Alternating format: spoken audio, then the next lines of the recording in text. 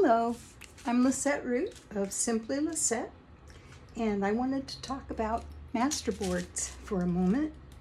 So a masterboard is a piece of paper, usually I think a heavier cardstock, that you put images on. This one is a very simple masterboard, but it is composed of beautiful pieces of my gel prints, and it's going to be cut up. So that's one example. And let's set this to the side. Here's another example, a concept I had. And this is of Masterworks. And this also is going to be cut up, but not cut the way you see it here. It's going to be cut blind, which means it's going to be turned over, and a certain amount of them will come out perfect and others won't. And it won't be a problem because they're all different. This is a masterboard. It actually didn't start out as a actually it did start out as a masterboard, and then I just decided to put images on top of it. But now I'm going to whack that puppy up. But this is a magazine image, and then these were made on the gel plate. And on this, I used heavy white paint through a stencil, and then I took black ink and outlined it. It's so pretty. I might leave it like that. I haven't decided yet. And then this one is a bird images. I've saved images for years with the intent of making beautiful art with them. And so here's an example of that.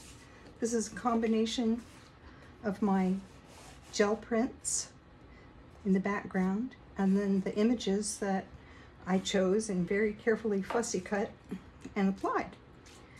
And I think that's just so pretty. Okay, and then here's one, a masterboard of Picasso's Masterworks, some of them anyway. And I thought that would be fun to cut blind and turn into smaller pieces of art. Now this is a masterboard, a piece of it that's already been cut, not completely, but cut for other projects. And I will continue to cut that. I love the different textures and the different colors. It's really quite a lot of fun. It's very liberating. And then this is another piece of a masterboard. And with this, I did some stitching with a machine, very thin thread. And then my machine kind of seized up on me, so I decided to just set this aside for another day.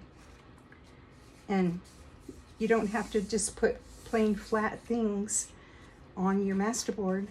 I don't know if you can see it, but I did some embossing on some of my pieces, and then I used them in this composition. And that'll make some really pretty pieces of art.